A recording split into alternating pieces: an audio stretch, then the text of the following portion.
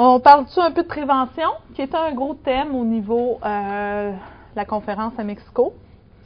Qu'est-ce qu'on fait en prévention, en transmission du VIH? Dans ce cycle. C'est une étude qui avait été faite par la Caroline du Nord, celle-ci par Mme Cohen.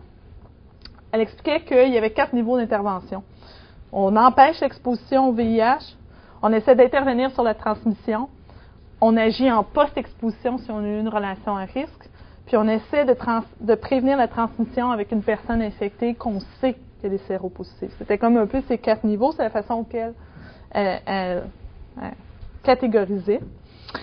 Fait que, dépendant où tu essaies de travailler, ben, tu as des choses qui se font dans les heures qui suivent la relation, il y a des choses qui se font dans les 72 heures. La post-exposition sexuelle, on parle dans les 72 heures après la relation à risque. Quand on parle de diminuer la contagiosité, c'est quelque chose qui se fait sur du long terme. Puis évidemment, si on travaille en termes de comportemental d'une société, encore là, on parle en termes d'années d'intervention. Qu'est-ce qu'on peut faire pour empêcher l'exposition? On parlait d'abstinence tantôt, qui était le cheval de bataille de M. Bush, qui ne l'est plus maintenant. La monogamie, mais ça ne fonctionne pas vraiment.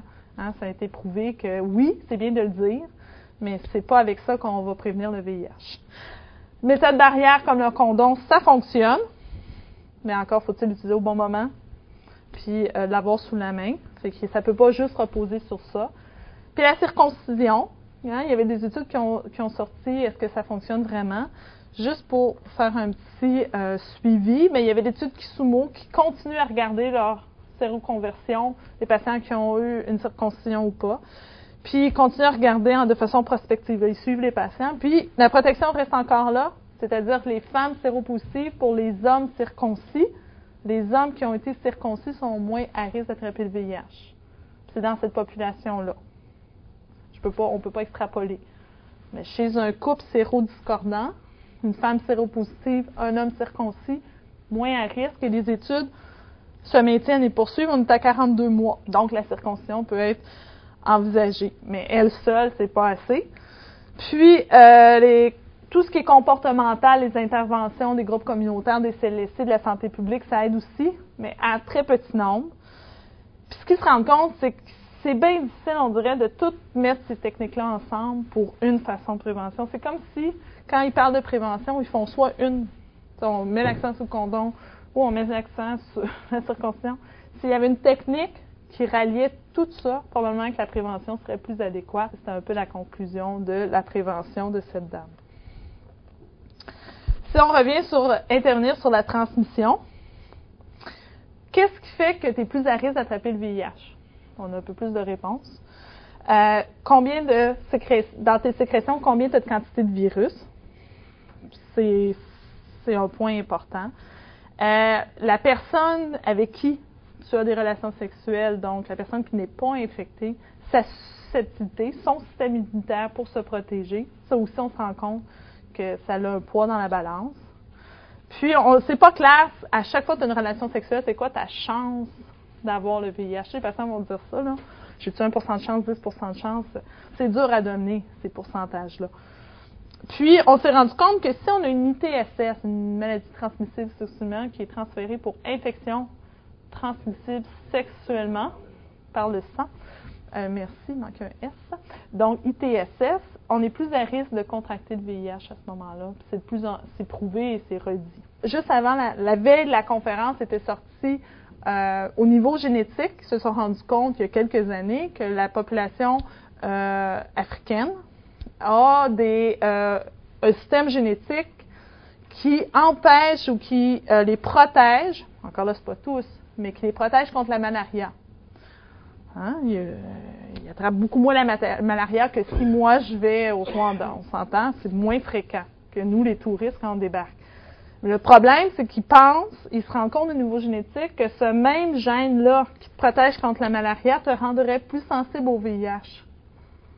Ce qui pourrait peut-être expliquer pourquoi on a tant de VIH en Afrique subsaharienne. Juste montrer que le moment où on est le plus contagieux, ça avait sorti aussi par une équipe du Québec, en primo-infection. Regardez la quantité de virus en jaune. Donc, plus tu as de virus en circulation, plus tu es à risque de transmettre. Fait qu'en primo-infection, quand ça rentre dans le sang.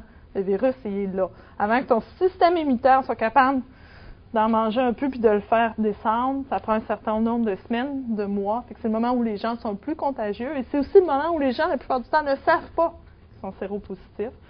Donc, quand on parlait de prévention, de condom, c'est une période très dangereuse au niveau de la transmission. Puis ça avait été prouvé.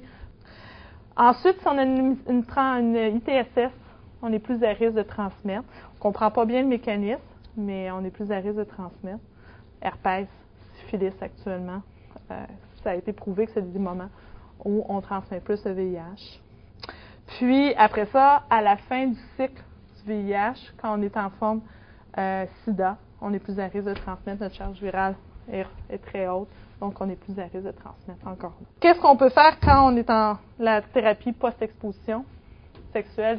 Ça fonctionne, ça semble être efficace, on a une fenêtre de 72 heures. Le problème, c'est l'accessibilité. Tu as une relation sexuelle à une heure X, tu as comme 72 heures pour trouver un médecin quelque part qui le prescrit. C'est pas toujours facile en termes de faisabilité. Qu'est-ce qu'on a d'autre aussi pour prévenir la transmission? Les microbicides, ça fonctionne pas bien. Les études sont pas concluantes, sont encore là très décevantes. Il y a 1 an et demi, les premières données de microbicides ont montré que les taux de VIH étaient plus grands chez les personnes utilisant les microbicides que chez personnes ne l'utilisant pas. Donc, objectif pas atteint, mais pas du tout. On mettait les patients plus à risque. Pourquoi? Parce qu'on se disait peut-être que le microbicide est irritant, peut-être qu'il fait des petites lésions au niveau de la muqueuse vaginale. Donc, chez les femmes, ça les rend plus à risque de saigner, donc d'attraper le VIH. Toutes les raisons ont été évoquées, mais les microbicides, ça ne fonctionnait pas jusqu'à présent. Il y en a encore en étude. On pense que ça devrait fonctionner. On pense aussi à du tenofovir en prévention, à tous les jours. Une molécule qu'on utilise en traitement de VIH, qu'on pourrait peut-être utiliser 1 fois par jour. On pourrait peut-être l'utiliser dans une espèce de gel qu'on appliquerait à l'intérieur, soit de l'anus, soit du vagin. Il y a toutes sortes de choses qui est actuellement en réflexion pour la prévention de la transmission. Si j'ai les petites étoiles, juste pour vous montrer les différentes études en cours entre prendre juste le tenofovir, prendre juste du Truvada, prendre du tenofovir en crème, puis après la relation sexuelle, de prendre du tenofovir. Juste vous dire qu'en post-exposition, on a parlé de la prophylaxie post-exposition. 30% seulement des salles d'urgence aux États-Unis. Il y a une étude qui a prouvé qu'il y a seulement 30% des salles d'urgence des États-Unis qui offraient la prophylaxie post-exposition sexuelle. Donc, on est loin d'un succès. Qu'est-ce qu'on fait si on a un partenaire, une partenaire séropositive, puis nous, on ne l'est pas? Une des façons, puis ça aussi, ça a été prouvé, une grosse étude suisse, 2 autres études, c'est probablement de traiter le partenaire séropositif, même s'il n'y a pas les indications. Fait qu'à partir du moment où tu mets ta charge virale indétectable, tu es nettement moins à risque de transmettre le VIH que si tu as du virus circulant. Même si ta charge virale n'est pas super élevée, même si tes CD4 se maintiennent, ça serait peut-être une bonne façon pour un couple sérodiscordant de prévenir. Fait que voici ce qu'on peut faire en prévention. Je trouvais ça cute, je l'ai rajouté. Fait que tout ce qui se fait, tout ce qui est en étude, tout ce qu'on peut faire. Donc, on parle des méthodes barrières, on parle de la circoncision, on parle de l'exposition, on parle de traitement des ITSS, on parle de traiter le partenaire. C'est un peu le résumé de ce que je vous ai montré. Le virus du papillome humain a des sous-groupes qui est plus à risque de cancer. On est en campagne de vaccination ou on va être en campagne de vaccination bientôt chez la femme. Mais ils ont fait une étude pour regarder ce qui se passait chez les populations féminines à Seattle et Nairobi au Kenya. Puis malgré le fait que les patients avaient un suivi puis du dépistage, ils se sont rendus compte qu'il y avait des formes de cancer du col qui n'étaient pas le 16 et le 18, protégées normalement par la vaccination. D'autres formes de cancer du col qui apparaissaient, qu'on n'a pas l'habitude de voir chez les patientes séropositives. Ce qui est une bémol sur le vaccin. Le vaccin, c'est contre le 16 et le 18. Mais si vous regardez, il y a du 56, du 66. Fait que ça ne protégera pas tout le monde. Puis chez les patientes séropositives, on s'attend à avoir des formes étranges de cancer du col. Donc, il va falloir surveiller ce qui se passe de ce côté-là. Dernier petit mot, itinérance VIH, qui est une réalité. La question, c'est qu'est-ce qu'on peut faire pour augmenter le taux de survie ou diminuer la mortalité chez nos patients itinérants. On sait que l'itinérance est associée au VIH. On sait qu'ils ne vont pas voir les services de santé, qui ont peu ou pas accès aux antirétroviraux. On sait que leur survie est diminuée. Ils n'ont pas une survie à 82 ans, comme la population québécoise. Fait qu'une grosse cohorte de patients itinérants à San Francisco de 96 à 2006, ils ont pris toutes les informations puis ils ont regardé leur survie. Des patients qui sont rentrés à l'hôpital pour un diagnostic, XY qui étaient malades sont rentrés à l'hôpital. Combien de ceux-là ont survécu quand ils ont sorti de l'hôpital? N'importe quoi qui fait que tu es hospitalisé. Je suis un groupe de 176 itinérants qui ont été considérés assez malades pour être hospitalisés. Chez ces 776, chez les 70 qui ont réussi à se trouver un hébergement, 90% survivaient à 3 mois. C'est quand même interpellant. Voilà, c'est que l'hébergement reste une préoccupation majeure, sinon plus, pour tout le monde, mais aussi pour notre population itinérante. Merci. Voilà, c'est terminé.